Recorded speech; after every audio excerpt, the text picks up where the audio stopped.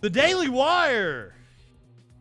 My friends over at the Daily Wire. I've got to once again bring up the Daily Wire. I gotta give a shout out to Matt Walsh. You have helped my career probably more than anybody, to be honest with you. Thank you, Matt Walsh.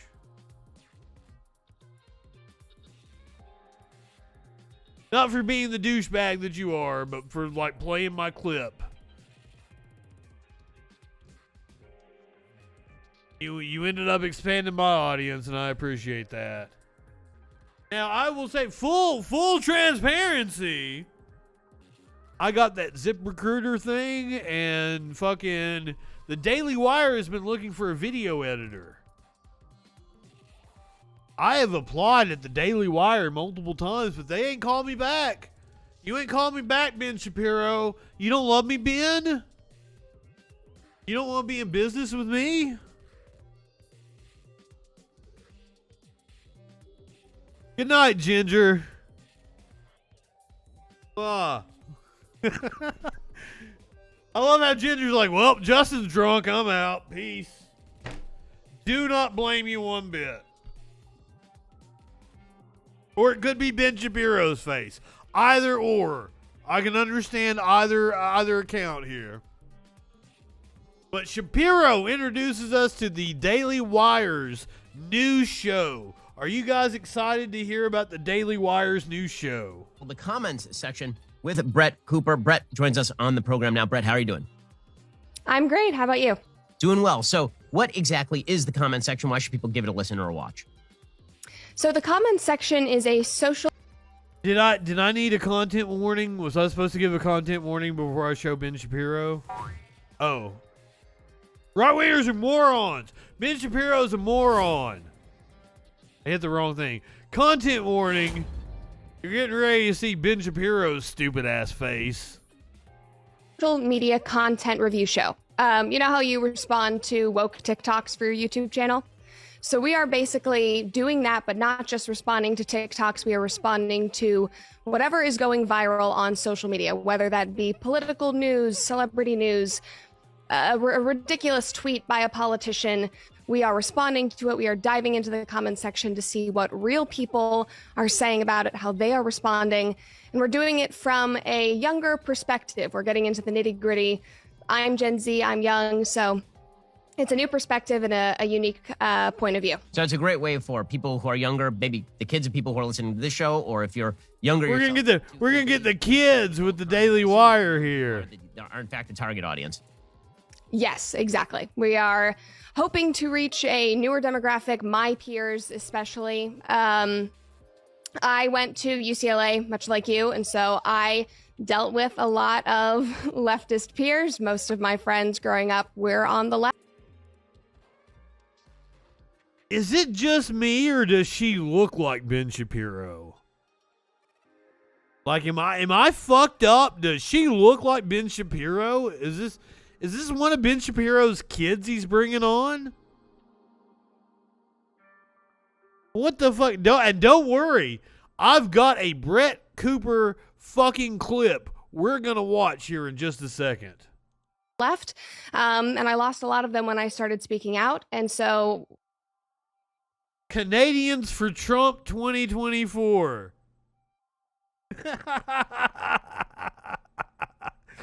I love you, man. I love you, Canadians for Trump 2024. Thank you for being a freaking follower. From the bottom of my heart, you are part of our crew here. We enjoy you. Like, look at that. Look at that fucking shot. That pause, that screenshot of the video we are watching right now, and tell me that is not female Gen Z Ben Shapiro right here, right now. But honestly, I'm sorry. I'm sorry, Brett Cooper. I'm sure you're a lovely young lady. I don't think Ben Shapiro would wear a green turtleneck with checked jacket, checked black and white jacket. Does that pattern have a name or some shit? But she's got the Ben Shapiro smug look down. in that world, I realized that there was not a lot of entertainment. There was not a lot of social media and internet content that was for more conservative-minded young people. And so I'm excited to be diving in and creating something for them. So, Brett, let's talk a little bit about your background. So for folks who have never seen your stuff before, how did you get into politics? Because that's not how you started. No, not at all. I was a professional actor for over a decade. I started in theater, worked in Atlanta and New York, then ended up in Los Angeles doing TV and film. And then I graduated from high school when I was 16 and went to UCLA. And it was during that time that I stepped away from Hollywood just because of politics. I did not feel like I had a place there, and I was constantly having to... 10 years. She, at the age of 6, she was a child actor. 10 years she spent in Hollywood, graduated at the age of 16. And that's when she decided to step away from Hollywood. You guys pick up on that. Compromise my values for my work, which was not something that I was comfortable with.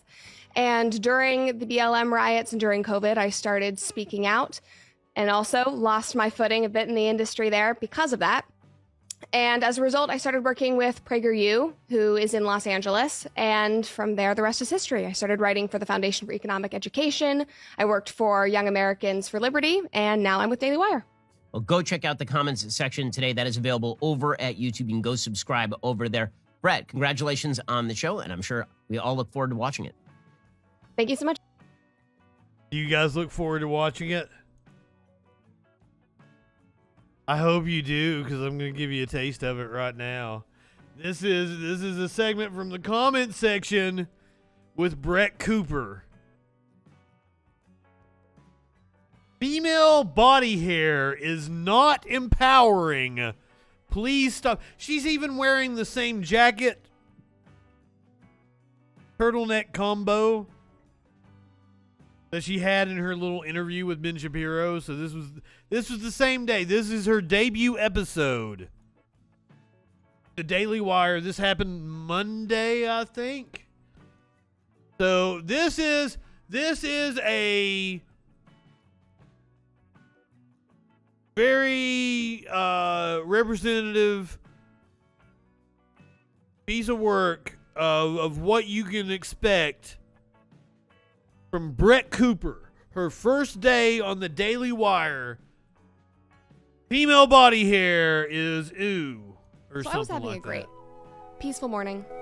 I was sipping my coffee. I came in early, was getting my hair and makeup done, and I was scrolling on Twitter, as I do. And I was accosted with this New York Post. Okay, first of all, let's go back to the fact that, like,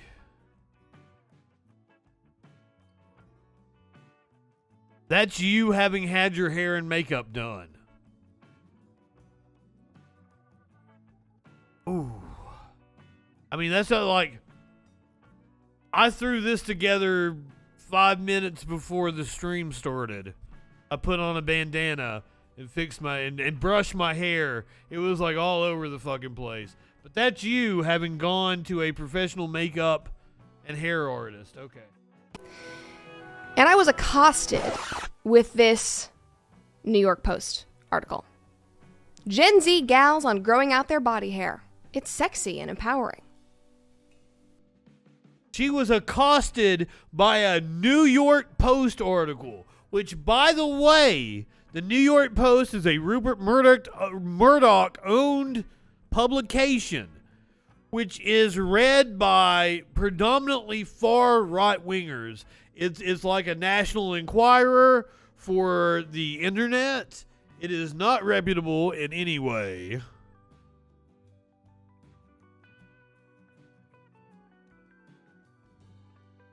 So it is meant to stir up the emotions of far-right idiots.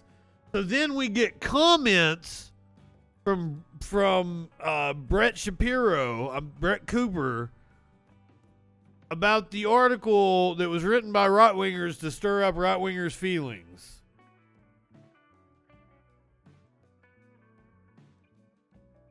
Second of all, like, grow your hair out, ladies. I'm into it.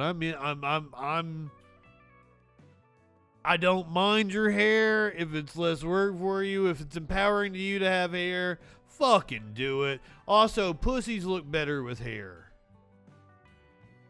I'm just saying, pussies look better with hair. I feel like she's judging me. I don't like you judging me, ma'am. I am not high enough for this shit. Like, these pictures are just horrifying. Anyway, there's an entire New York Post article about why my female peers are choosing to be hairy. This model admits that she's lost out of a number of fashion gigs by a hair. For her hair. I'm not willing to shave. This is part of my brand. The 25-year-old Gotta get it. post of her fuzzy armpits and legs. God, I can't believe I'm reading that. She lives in Ohio and she's been warned by her agent that body hair is not industry standard, but she does not care. Stunning and brave. Stunning and brave. I'm trying to normalize this. We don't need to normalize that. We really don't. Holy fuck, guys. She really is like distilled Ben Shapiro. Distilled Ben Shapiro. Lately, women have been raising hell by ditching their razors. Oh, God. They're flocking to TikTok to show off their all-natural approach to grooming, where the hashtag #BodyHairIsNatural has more than 91 million views. And the pro-body hair movement is gaining ground. There's a movement for everything these days. God. Anyway, the New York Post put this on Twitter.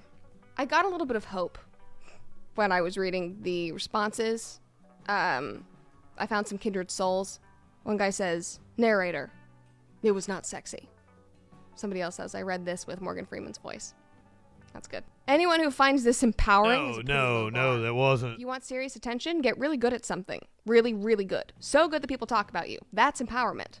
But yeah, it's more effort than not shaving. I feel like that person has definitely read some Jordan Peterson. Oh, God. All sorts of things have gone wrong. Oh, God. I'm doing the same with my nose They hair. read Jordan Peterson. Ugh. Oh, wait, can I not do that? Can I not show my hairy chest? One of those nose hair shavers that like every suburban dad has. I mean, if she's out to impress Ben Shapiro, she is definitely doing just that. The only thing it empowers is singleness. I'm all for women doing obvious things that indicate important personality attributes. Yeah, I guess the hairiness would indicate a lot if you were trying to date him. Nope, if dudes are expected to be Date who? get a date, the least you can do is properly groom yourself. Yeah. Yes. If I have high standards for guys, I'm going to hold myself to that same high standard. Mutual respect. Every generation does this thinking that it's something new. It's not. They aren't rebellious or empowered. Yeah, I feel like this is just a resurgence of the 70s. It was the 70s, right? Free love? Free hair? You don't fucking know. You were born in like what, the 90s? The early 2000s? You don't know fucking shit, little girl. It's a article from the Associated Press talking about the dangers of TikTok, of what it can do to young people. This is what it does to young, sweet female Gen Zs. It turns them into a Wookiee. Okay, I'm back in the article now, but one of these girls says, there's no shame in what we are and embracing what we are. I find having body hair to be a sign of confidence and adulthood. I mean, like, what's the problem with being feminine? Listen, if you want to grow out your body hair... What's the problem with having body hair? Why do you give a shit? But... Really? It's not empowering. Like, why is there a pro-body hair movement? I mean, this is just...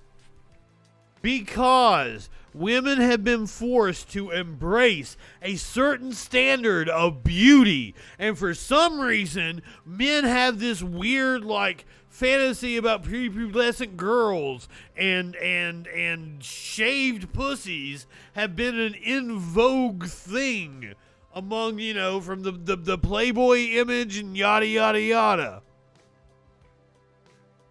So to not shave is to basically give a big fuck you to the system and say, I'm not conforming to your societal beauty standards. You can't, fuck that, I won't do what you tell me. Fuck that, I won't do what you tell me.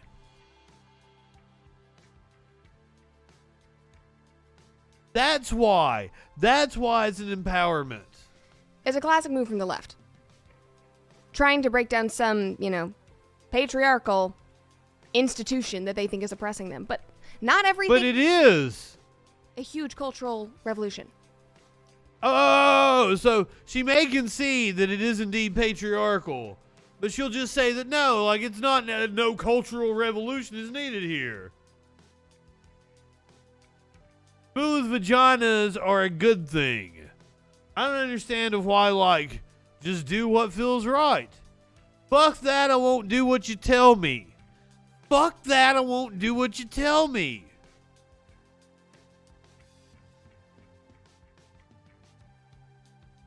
Tom Morello says white supremacists who liked rage weren't smart enough to know what the music was about.